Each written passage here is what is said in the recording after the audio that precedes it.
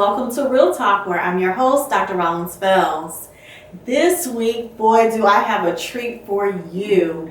In season 2 of Real Talk, we are talking about legacy. And today, I want to introduce you to some key folks who have played a major role in my life.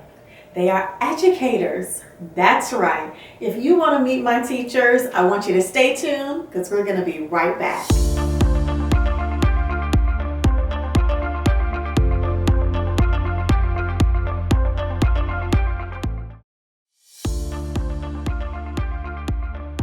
Real Talk with Dr. Rollins Fells.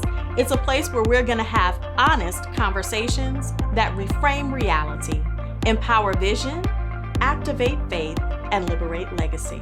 I'll see you then.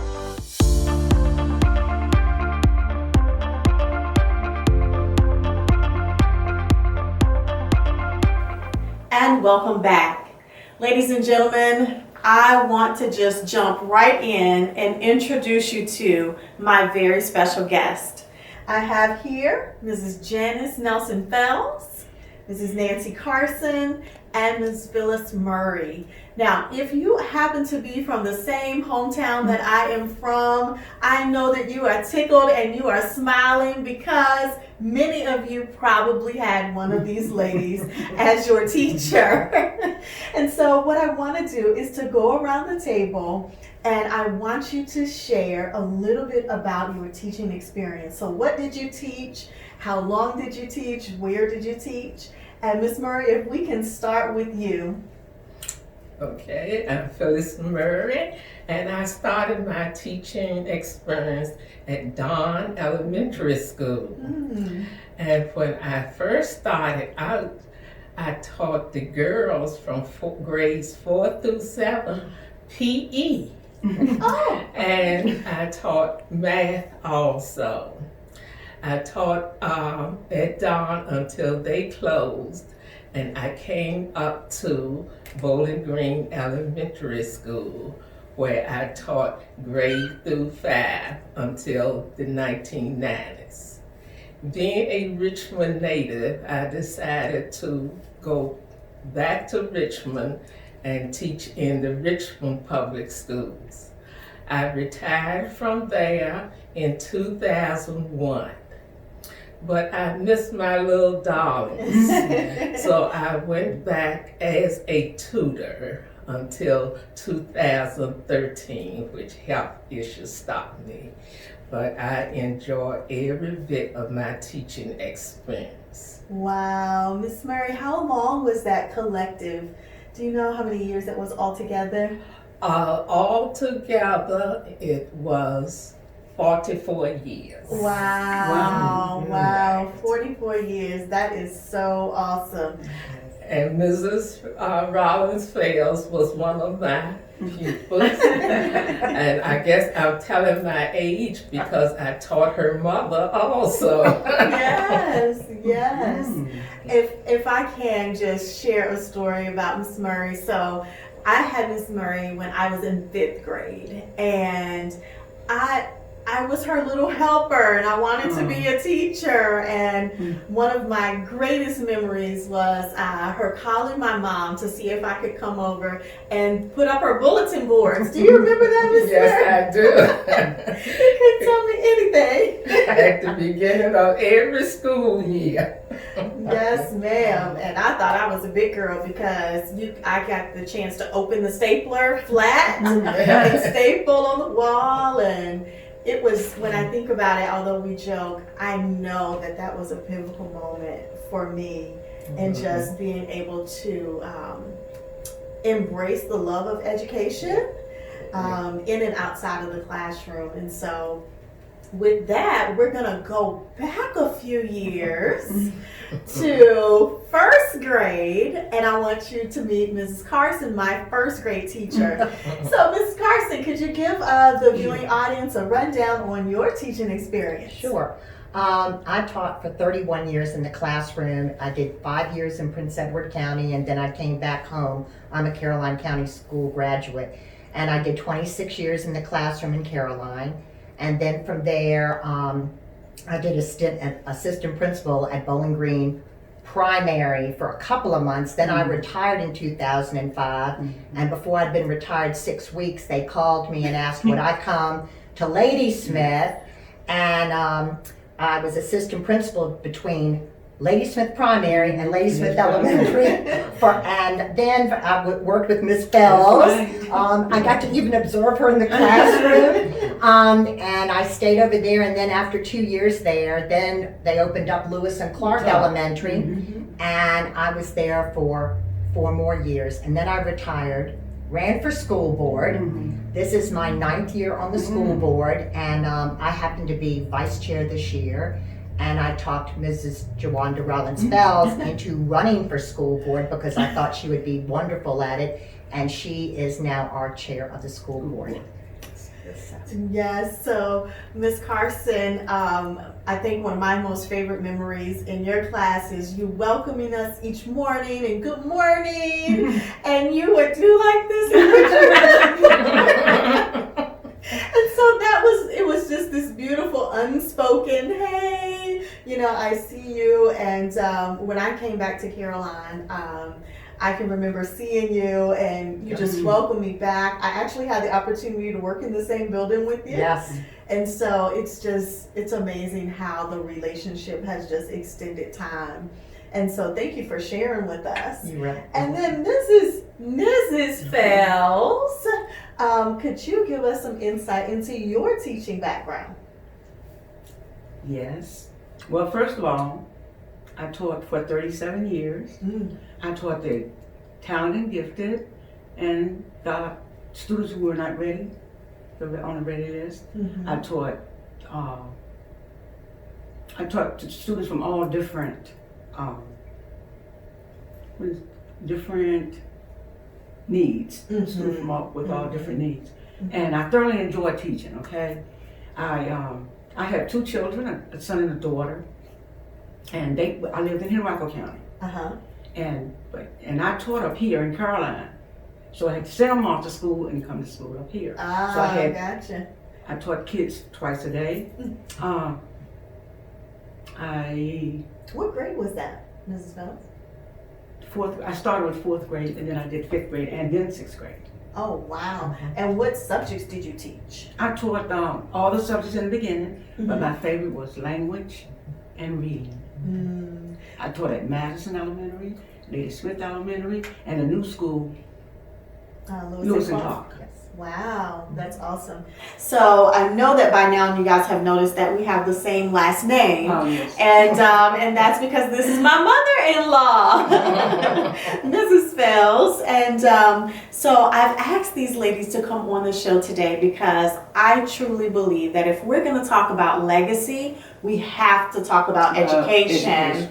And so when we come back from this commercial break, we're going to continue this conversation. Stay tuned. We'll be right back.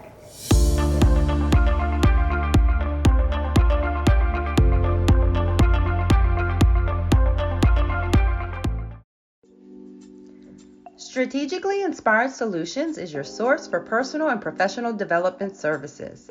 Our dedicated team of transformational coaches, speakers, and consultants know how to drive innovation and deliver high-impact results.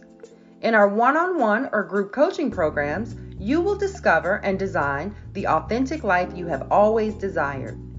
Strategically Inspired Solutions also offers comprehensive consulting services to small, mid-size, and large firms.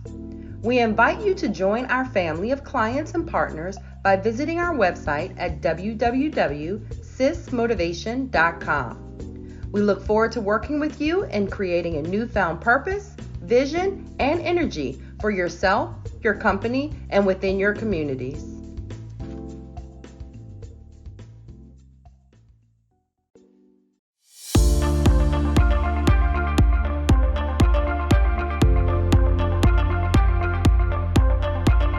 And welcome back.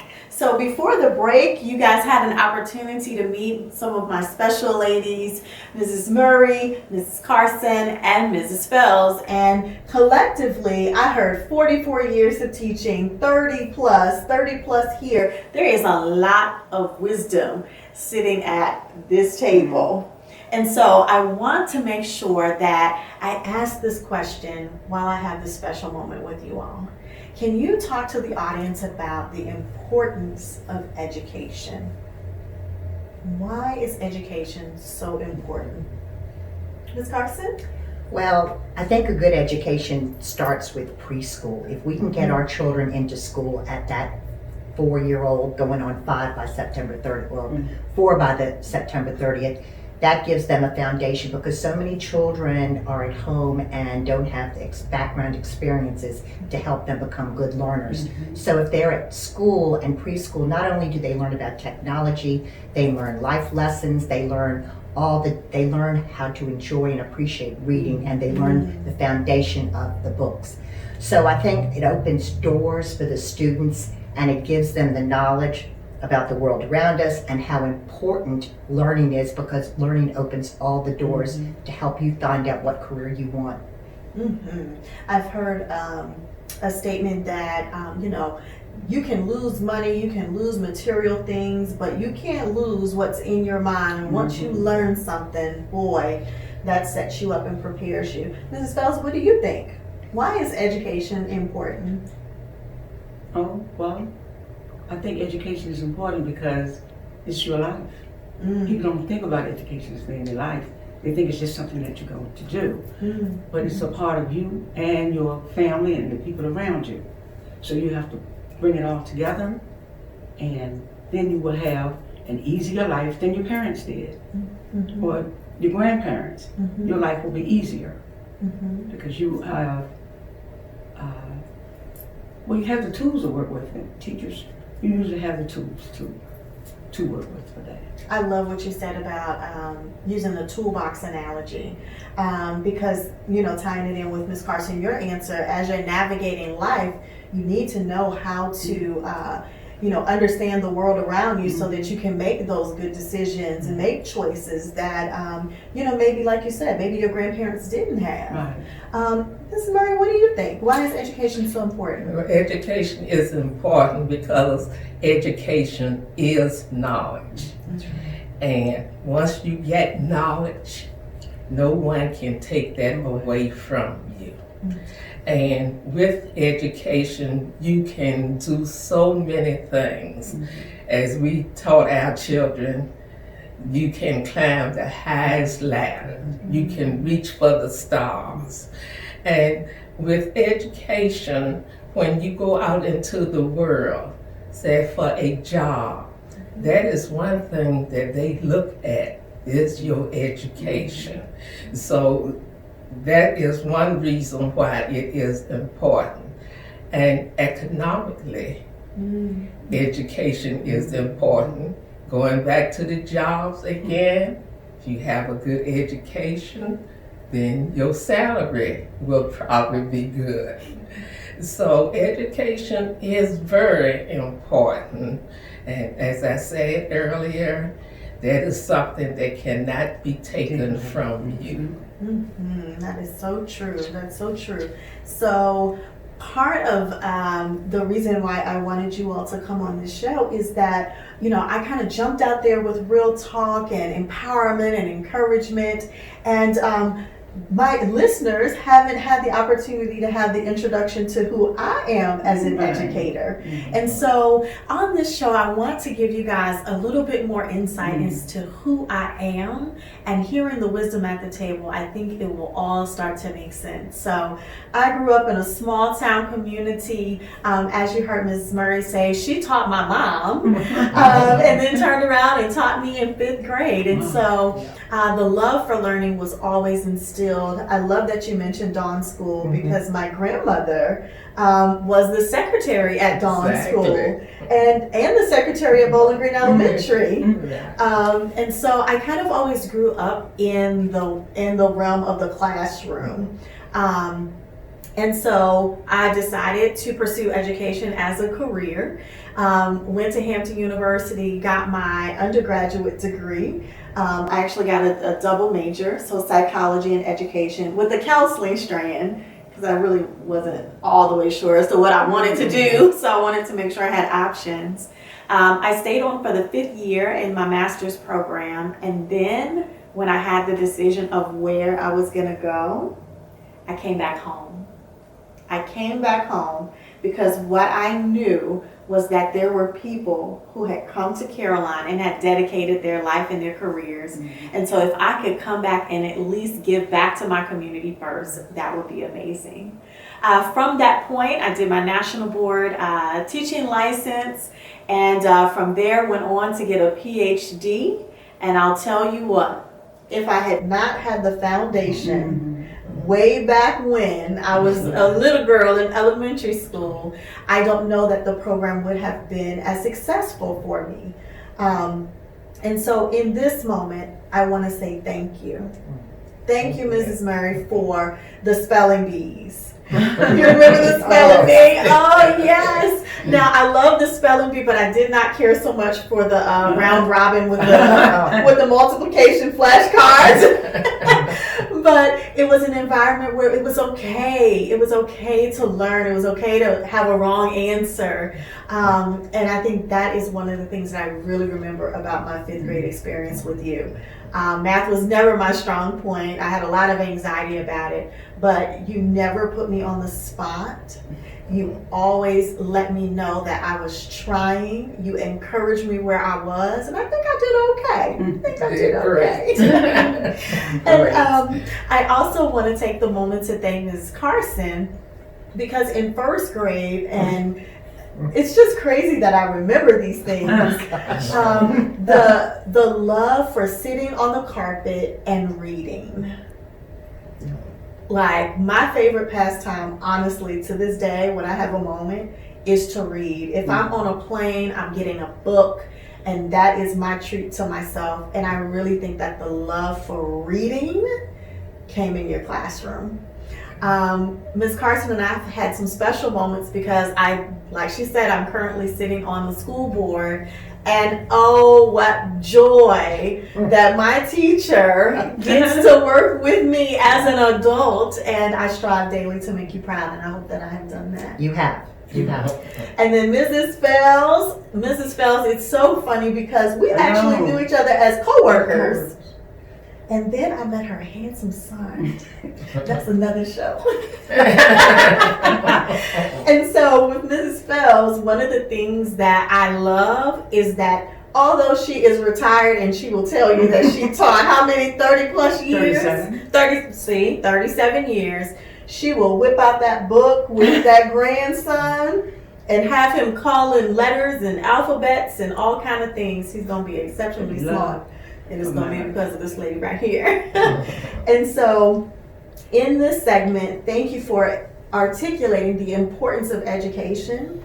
And I wanted to share my story and my journey with education so that the listeners, like I said, get a chance to know a little bit more about me. But I want you all to hear the journey that I've been on, since I haven't seen some of you Ms. Murray, I haven't seen you for several years, so that's the catch up on what's been going on with me. Now, when we come back, we are recognizing that we're in a COVID environment. We've not seen something like this, at least not in my lifetime. And I think it may be reminiscent to having several different children on different age levels getting instruction at the same time. It's just that it's going to be at home right now. And so when we come back, my special guests have a word of encouragement for all of us as we're navigating education in the COVID environment. Stay tuned. We'll be right back.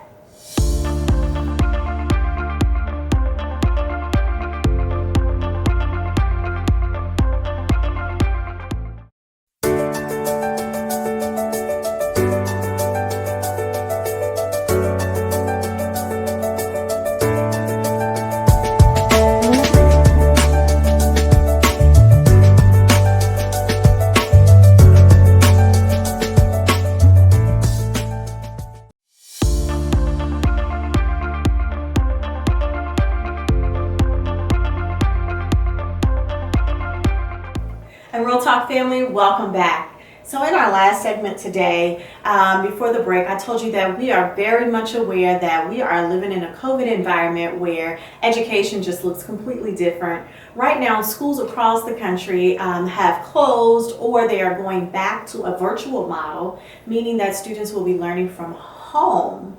And with that, I thought it would be appropriate to ask our living legends, our dynamic educators, my rocks, for a word of encouragement for those of us who will be dealing with teaching our children at home.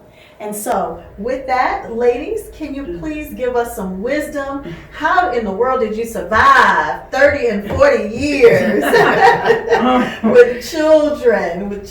Encourage us. Well, as the little engine say, I can. And that's the attitude that you will have to have.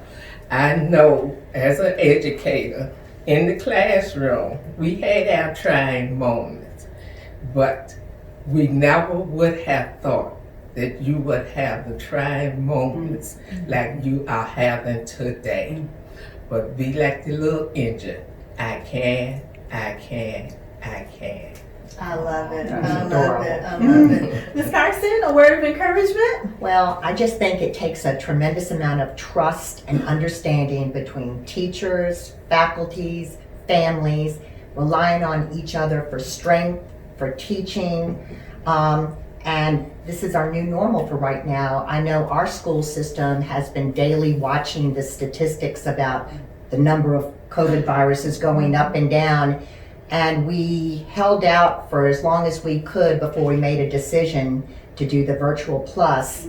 And we feel like at this time it's the best thing for our school system. But believe you me, our teachers want the children to get back in that classroom, and the children want to be back. And face-to-face teaching cannot take the place of virtual.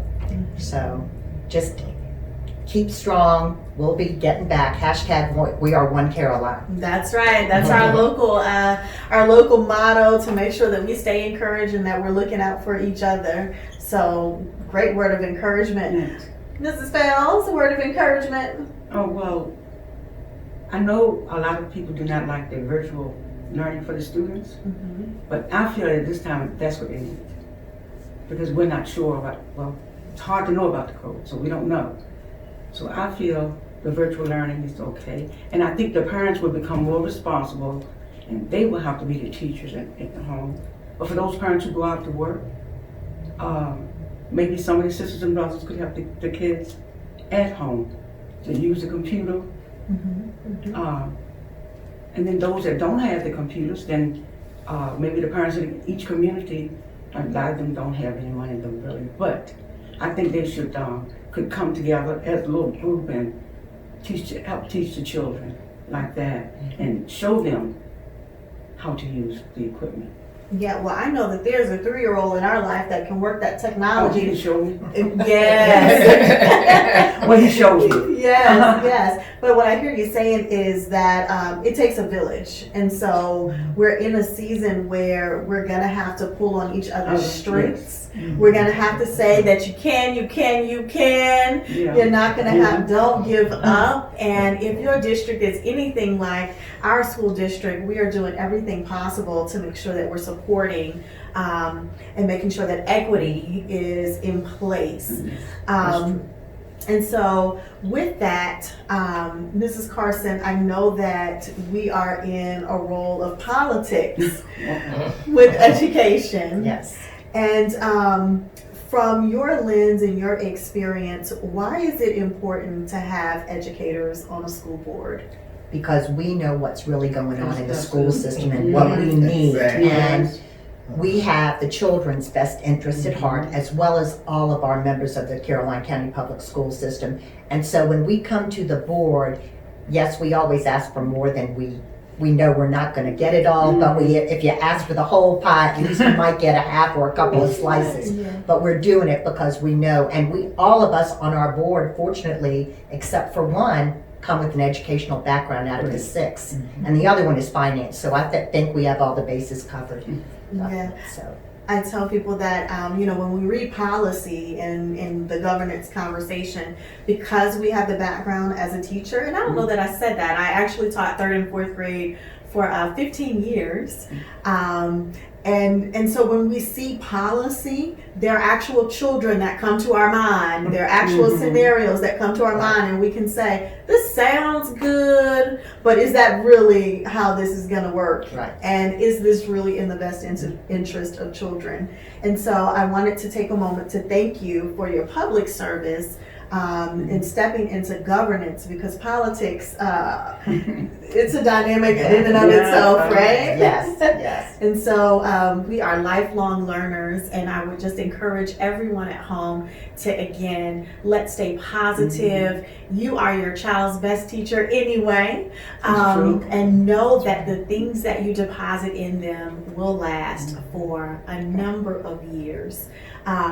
Which is evident by me having these beautiful, lovely ladies on set with me today.